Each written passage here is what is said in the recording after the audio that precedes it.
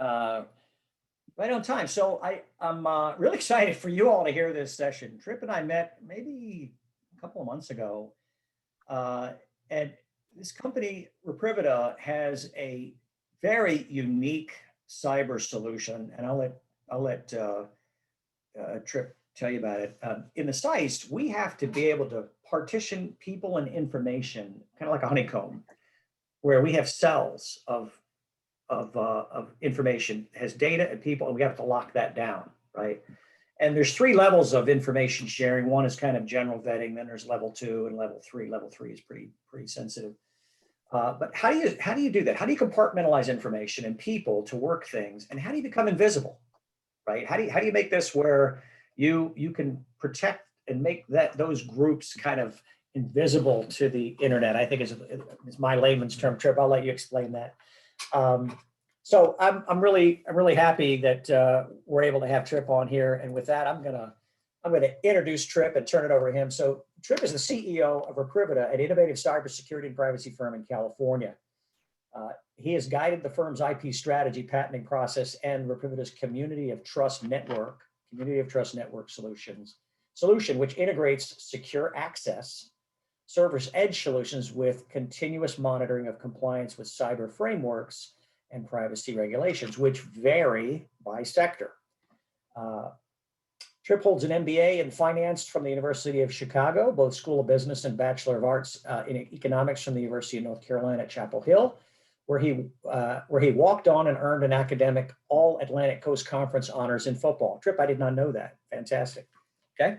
So Trip, we're glad you're here. I'm going to turn it over to you, and I think you folks will enjoy this. If you have any questions, please use the chat or the question box. I'm sure you will once you hear what he has to say. So Trip, I'll turn it over to you. Thank you. And I like the pronunciation assistance guide on the Reprivita name. I'm going to have to steal that if that's okay with you. I can't tell you how many people have asked us, Trip. So is it Reprivata? How do you say that? So we just said, let's just educate people. Just another service the consortium performs. Sure. So can you see my screen okay? Yes, see it fine. Go right ahead. Okay. All right. Fantastic. Well, we were talking about the name Reprivita. It comes from the Latin term res privata, which stands for reprivatization. And so within the context of privacy and security, we're focused on reprivatization of the supply chain, corporate networks, digital identities, et cetera. And so, Tom, I'd like to start by thanking you and the All Hazards Consortium for including us in what is a very robust conference, and certainly a very, very important discussion around cybersecurity and resilience. As we all know, and this is perhaps an understatement, cybersecurity is a complex issue, and it exists at multiple layers. And there's hardware, there's software, there's devices, there's people, certainly the latter being the most challenging. And then there's network architecture. And you take all of that in normal operating conditions and you apply that to a crisis, and it gets really, really complex, as everyone that's related to the All Hazards Consortium knows. Back in the days of private networks, you were private and secure. Each application had its own protocol, had its own connection into the wall. Each also had a very clear demarc, which is a legal concept. You kind of knew where the wire crossed the property, where it entered the building, and where it went up, how many floors, and where it entered the server room. And then the internet came along. And so what I'd like to do today is review some of these cyber challenges that we're all facing, both in the context of normal operating environments and as well as in the context of crisis management, and introduce you to Reprivita's approach, which is called a community of trust, which helps mitigate some of those vexing issues. And I think is in particular, very, very well suited to the notion of crisis management. Before I dive into the details, what I thought I would do also is share some information on the background of Reprivita's founders, who have had a meaningful impact on the development of the internet. Members of our team established the first fiber optic franchise to compete against the phone company, offered the first Ethernet as a service, invented the first commercial streaming service, and that was 6 years before Netflix, and created the first apps as a service, which today we all know is the cloud. But perhaps most relevant and direct to this discussion is the creation of May East. Back in the 80s, there were lots of efforts to try and get around the government and research-only rules for the National Science Foundation's internet. One of our founders, who was at Metropolitan Fiber Systems at the time, went to Rick Adams at UUNet with the idea of interconnecting it and 4 other information service providers to the MFS fiber optic backbone at what they called May East, or Metropolitan Area Exchange. MFS thought so little of data at that time that they put it in a rack in a parking garage in Tyson's Corner, Virginia.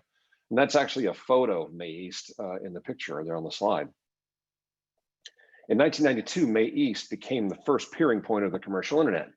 If you wanted to get on the commercial internet back then, you actually had to send a fax to one of our founders.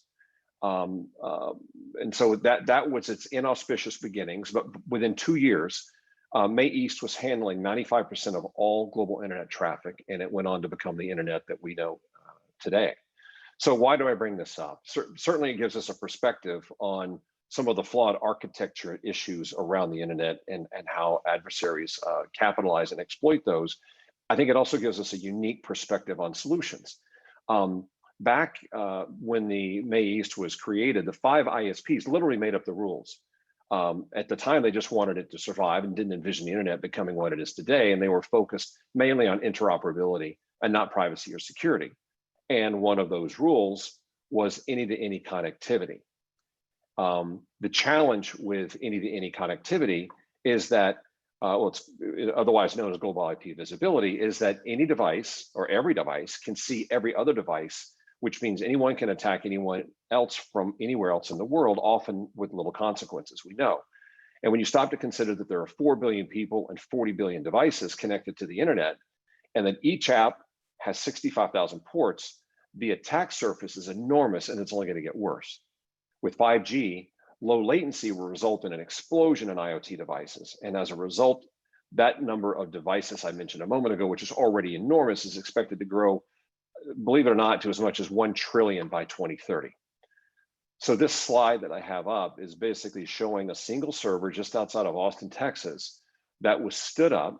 And we'll talk about our ability to monitor threats, but we had our threat monitoring capability on the server. It was stood up, and in a very short period of time, was being bombarded by a coordinated attack, as you see here.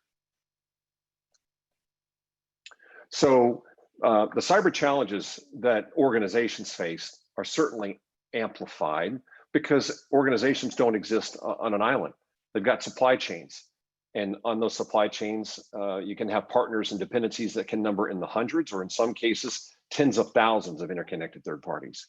And so this issue of global IP visibility really has profound implications on how you manage cyber risk, since many of these third parties are small to mid-sized businesses. Many lack cyber resources, both technology and expertise. They lack situational awareness. They have widely varying cyber maturity. And previously, these third parties essentially self-attested their cyber maturity, but now, if they are doing business with the government under CMMC, they're going to have to be certified, which obviously is better for the enterprise, but creates a massive challenge now for these third parties that have to go through the certification and meet these higher cyber maturity standards. From an enterprise standpoint, they typically find it difficult, maybe impossible, to continuously monitor third-party risk. They're also generally unable to see beyond those third parties. And ultimately, the enterprise is only as strong as their weakest link.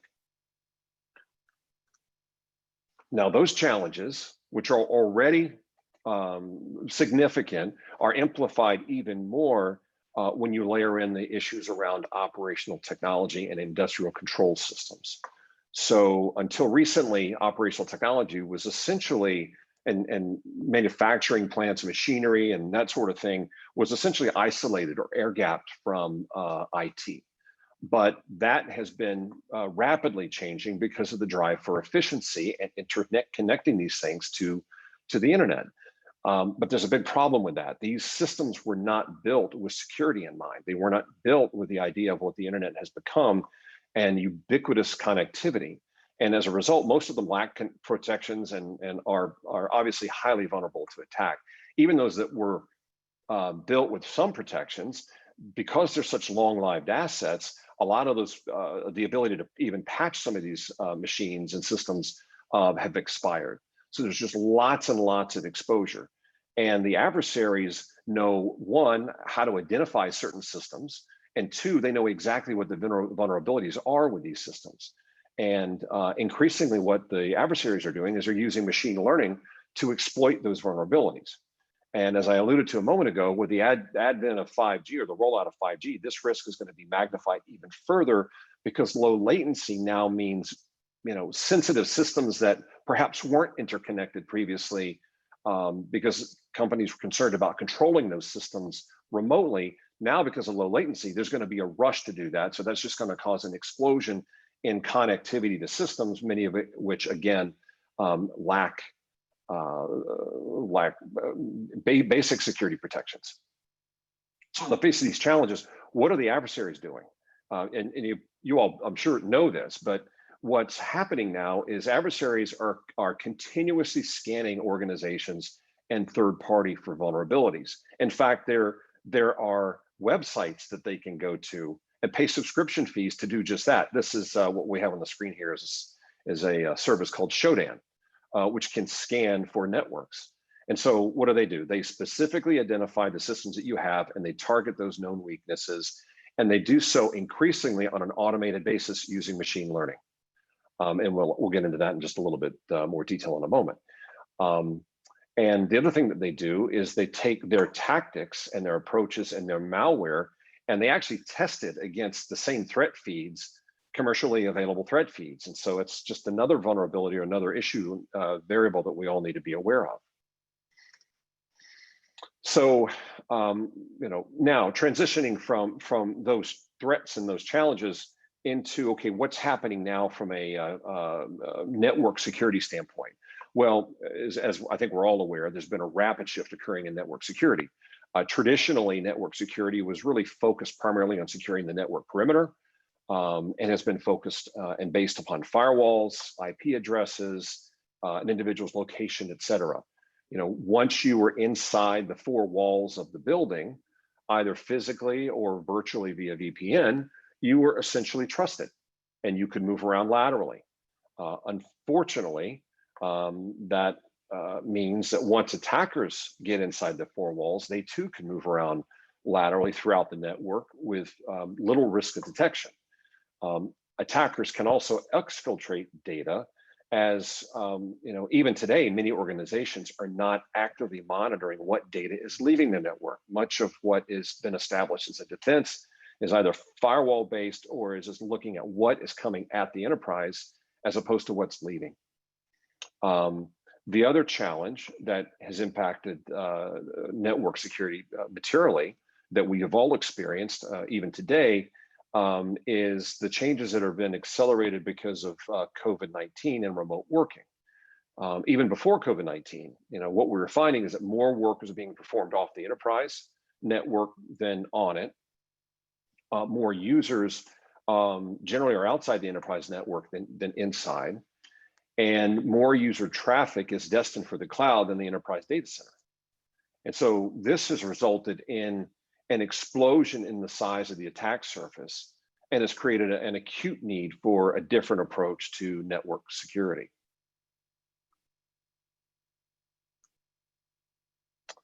As a result of these changes, Gartner has coined the term and highlighted a solution, which we're seeing a major trend toward, which is described as Secure Access Service Edge, or SASE for short. And so what that includes is user authentication, device authentication, role-based access with application level control, and micro-segmentation. And it also includes the active monitoring of a secure perimeter and the gathering of intelligence around that monitoring. So what does Reprivita do? How are we approaching all of these significant challenges, and what makes our approach a little bit different in our mind?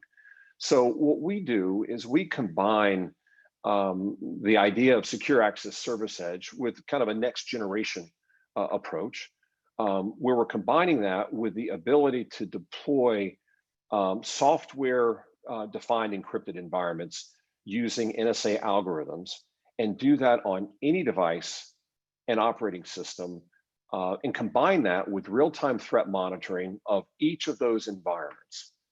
And so, what this enables the building of communities of trust between interconnected parties, beginning with the secure sharing of cyber threat information. The community of trust also includes a legal framework that defines the rules of engagement between interconnected third parties, as well as a compliance engine that operationalizes policy and ensures compliance with cyber regulatory frameworks like NIST, CMMC, et cetera.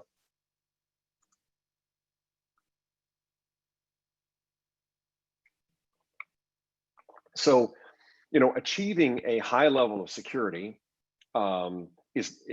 we didn't invent the definition of how you get there.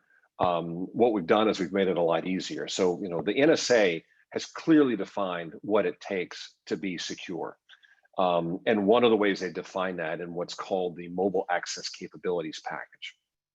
And when you look at, how can you ensure, a high level of security for endpoint devices, for example, that involves authenticating users into an environment using multi-factor authentication. It includes using certificates for users and machines, and binding a person's identity to a machine and authenticating both of those into a particular environment, and then wrapping that environment with NSA algorithms to ensure that the infrastructure is secure.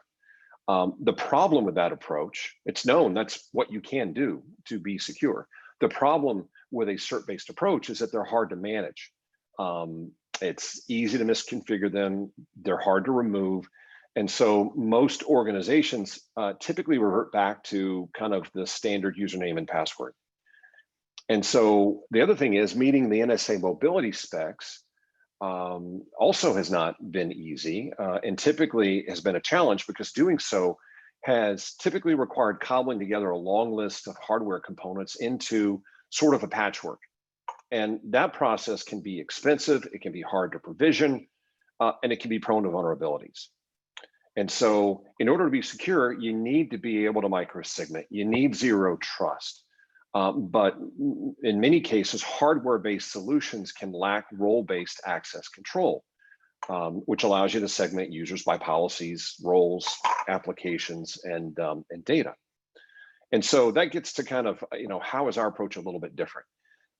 So I think what we figured out, which I think has direct implications for crisis management, is how to replicate all of that out of software.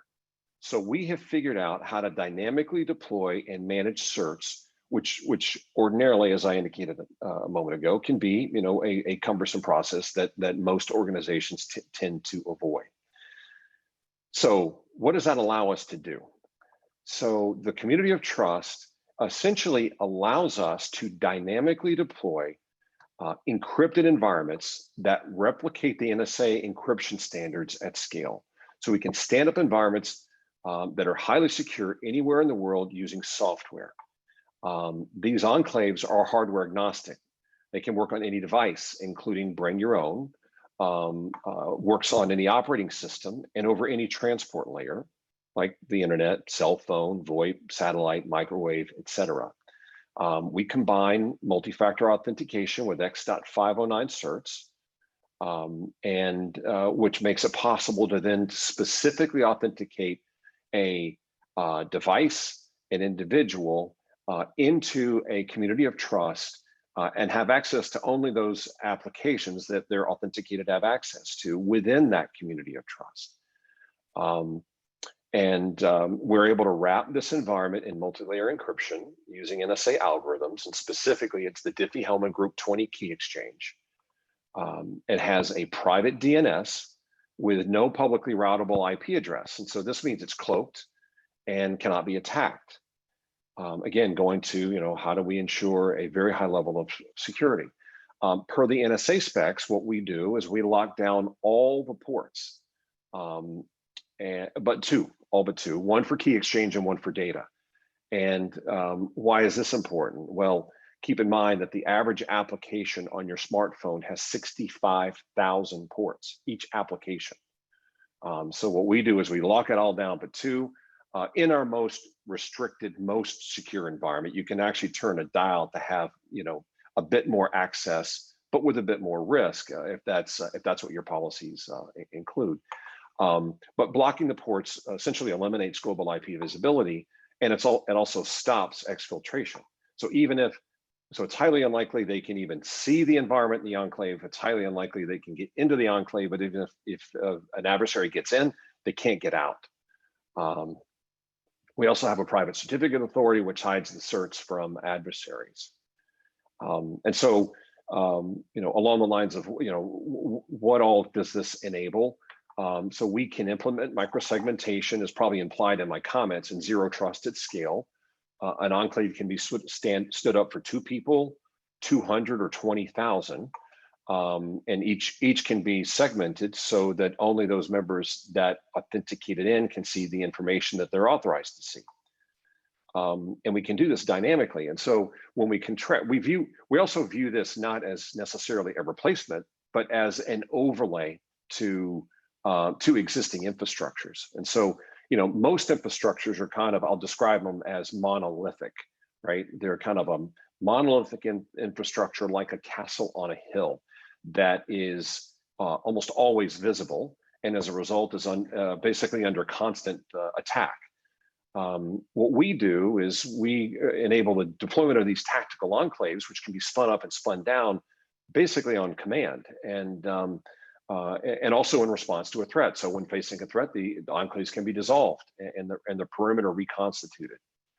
And so, taking this approach, when you can treat your server-side infrastructure like a skin that you can effectively shed, then you can do the things like shed the environment every 30 days. Because you want to make sure that no one set up shop somehow unbeknownst to you. So these enclaves are also, effectively neutral DMZs that are extensible to third parties and partners. And as a result, it makes it possible for SMBs that may lack adequate cyber maturity standards to actually do that when they go into these environments. So for example, a third party, when they go into a community of trust that meets all these cyber security standards, that uses encryption, that uses user authentication, device certs, and SA algorithms, they can then meet, when they're in their environment, 100% of the technical controls of CMMC3, as an example. And these enclaves, going back to the risk, if you think about the risk that we talked about in terms of operational technology, or the risk of interconnecting with interconnected third parties that may have legacy systems or hardware that may lack certain controls, the enclave can actually wrap legacy systems and software, particularly those that lack or that have vulnerabilities, lack patches, that sort of thing. So my comments up until now were about our ability to dynamically deploy these encrypted environments. In addition to spinning up those encrypted environments, we also make it possible to spin up and deploy industrial strength honeypots. And so we can create authentic looking simulated infrastructure that can be deployed in front of or beside real COTS to confuse the enemy. And this can be done to not only confuse the enemy, but also to gather intelligence on their tactics, techniques, and procedures. And as an example, we created an industrial scale simulated oil services company.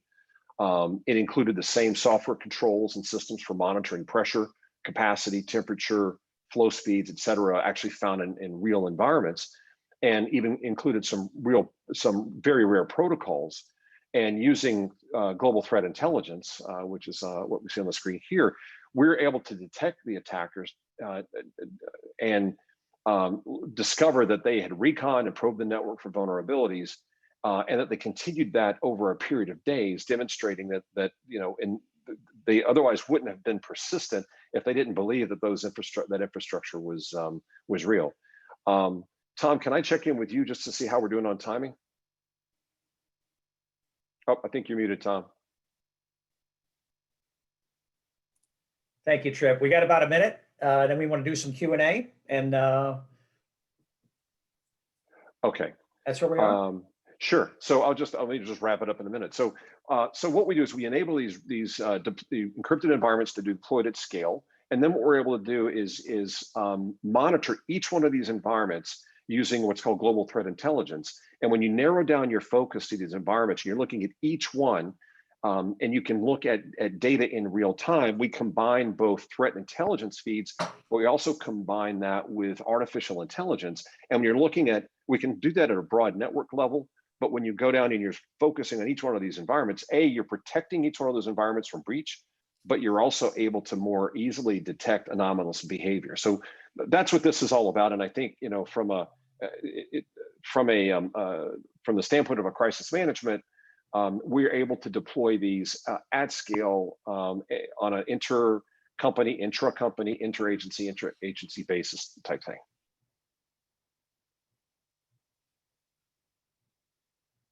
Trip, thank you. Got a couple questions here. I wanted to let the audience know we are going to do a deeper dive into this. This has large ramifications in government and industry. So on March 1st, not too far ahead in the future, at 4 o'clock, we're going to do a deeper dive webinar with Trip on this technology, and how people are using it now. And that was one of the questions that came up is somebody using it now, and for what purpose? How's it working? That's our first question, Trip, if you wouldn't mind answering that one. Sure. So one example, there are lots of different applications. One example that I think is directly relevant to this conversation is we've been deployed with the Global Health Crisis Coordination Center, which is a public-private partnership that was established by the CDC in response to COVID. So it was already there was already discussions being held around standing something like that up, so that when health crises might come, there could be a rapid response. Right. And given the sensitivities around healthcare data, I think there was a recognition that you really need to lock down a lot of this data. And if you look at a lot of what the CDC had done up until now, tremendous value across all kinds of studies, but that data is disparate. It's all over the place, and it's not necessarily secured in a manner that is that otherwise could be. And so that's an example of one that's live. And so we're in active discussions now with them and with the NIH around securing testing data, vaccine data, et cetera, in both a secure and private way. So you just brought up a very interesting point, because in the collaborative space, you're only as strong as your weakest link. And so it's probably the same in the data sharing space, right? If you've got a information product that has 5 components, and one of those components is not secured, that whole thing's at risk to a degree, right?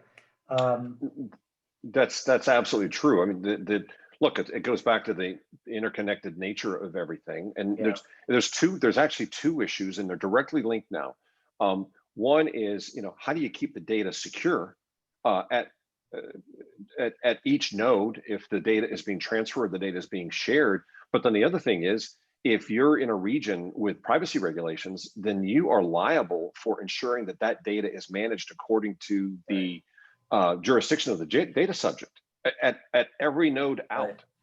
And that's just not happening in an effective way. Okay. Wow. I have a question. How'd you come up with this idea?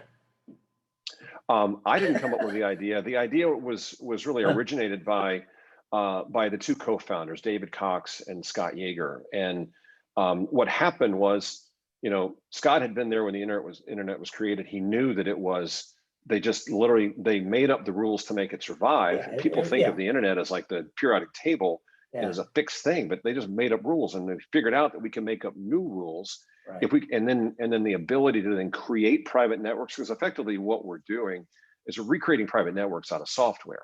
And so you can make up a new rule when you create a private network. Right. So by creating a private network, you can actually become invisible to the If it's structured the right way, yes. Okay, right. So if you create a private network, so it would be unthinkable to go and say, okay, we're going to create a private network out of hardware with an enterprise and 20,000 interconnected third parties. Yeah, But if you can do it on software, then right. what you can do is say, okay, this is a private network. These are the rules of the private network. You need to be CMMC level 3. You need to have $5 million worth of cyber insurance. You need to share information this way, and you need to do these other things. Right. Wow. And so now you have an agreement and a framework, and that can exist obviously in a multidimensional way. But then it can be enforced and it can be monitored, and so you know that you're secure. Otherwise, it's like, without that, it's like interconnecting clean water pipes to someone who may be using wastewater pipes. Yeah, interesting. That's fascinating. I want to invite our attendees, if you have any questions, put them in the chat or in the Q&A box. Okay. So, Trip, thank you very much. This is fascinating. I know we had the SICE working group very interested in this, as well as a number of states that had talked about kind of how they do this. If they're sharing information into the SICE, how is that going to be secured? Maybe this is an option for that. I just want to remind everybody, March 1st, we'll have a webinar at 4 p.m. Eastern time to get into this, so mark your calendars. I also want to remind everybody here that we're going to go to our next session at 5:30, which is about 2 minutes. If you want to go to track 1 up on the screen, just go to aht2021.com and you can select the track you want to go to and punch it in there. So, Trip, thank you. Appreciate it. Looking forward to working with you guys. And we'll take a break now for a couple of minutes, and then we'll start our last session of the day, which is the current cyber threats and mitigation techniques from frontline employees with Sean Stokowski. So thanks, Trip, again. Thanks, everybody. We'll see you in about 2 minutes. We'll see you in about 2 minutes. Okay.